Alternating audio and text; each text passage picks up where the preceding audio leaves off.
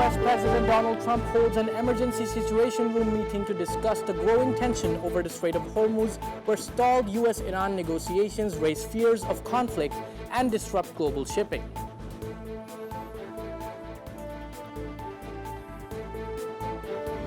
U.S. Vice President J.D. Vance, Secretary of State Marco Rubio, and Defense Secretary Pete Hegseth joined U.S. President Donald Trump in the emergency session, where they warned war may resume soon without a breakthrough in Iran talks.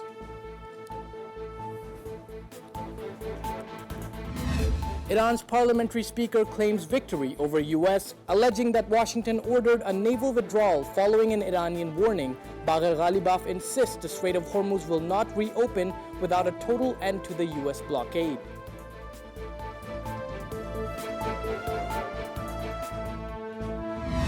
Iran reimposes curb over the Strait of Hormuz, imposing strict conditions for vessel passage as the U.S. continues its naval blockade, with over 10,000 U.S. troops monitoring the area and tensions escalating.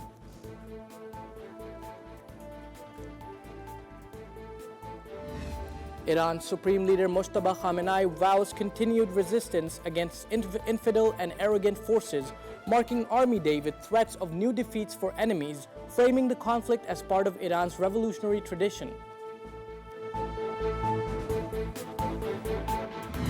Iran spokesperson Ismail Baghai blasts the EU for peak hypocrisy, accusing it of lecturing others on international law while ignoring U.S.-Israeli aggression. He asserts Iran has the right to block the Strait of Hormuz to prevent military use by hostile nations.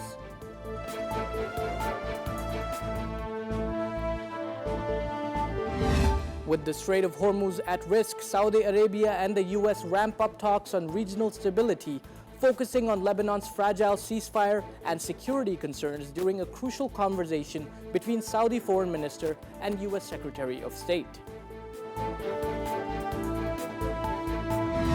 After the disruption of global supply from the closure of the Strait of Hormuz, tensions rise with a new threat from the Bab al-Mandeb Strait.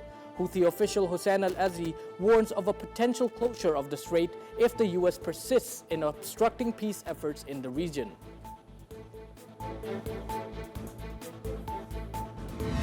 Scrutiny mounts over India's foreign policy failure as the Islamabad process takes center stage in global diplomacy. Experts warn that the New Delhi's lack of proactive strategies in the Iran's crisis has created a structural vacuum, severely denting India's standing in the Gulf. Rising terrorism and drug smuggling from Afghanistan puts regional security at risk, with Tajik forces killing 2 Afghan smugglers and recovering 25 kilograms of drugs, halting criminal activities across borders.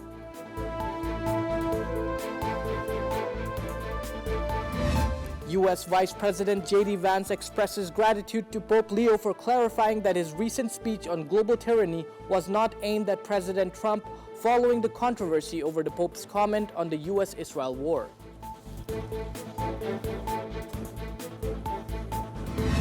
Israel's announcement of diplomatic representation in Somaliland sparks strong global reaction, with Pakistan, Saudi Arabia, Turkey, and 8 other countries condemning it as a violation of Somalia's sovereignty and international law.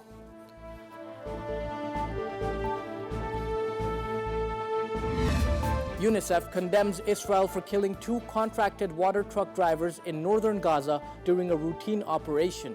The attack at the Mansoura water filling point also injured 2 others, with UNICEF calling for immediate accountability from Israeli authorities.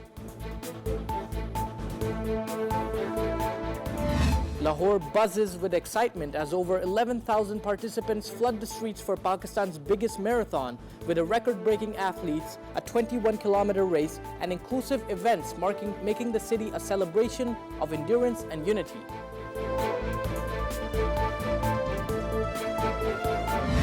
Madonna makes a major comeback after 7 years, dropping her highly anticipated new single, I Feel So Free, at Coachella. The new track signals the start of her next era, with a 16-track album due July 3.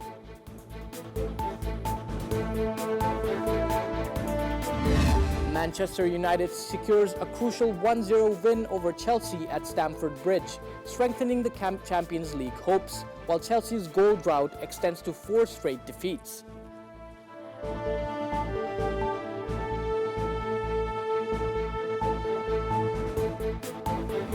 And Karachi Kings take on Multan Sultans, and Peshawar Zalmi face Quetta Gladiators in two exciting PSL 11 clashes today, with captains Moin Ali and Babar Azam leading their teams in crucial fixtures.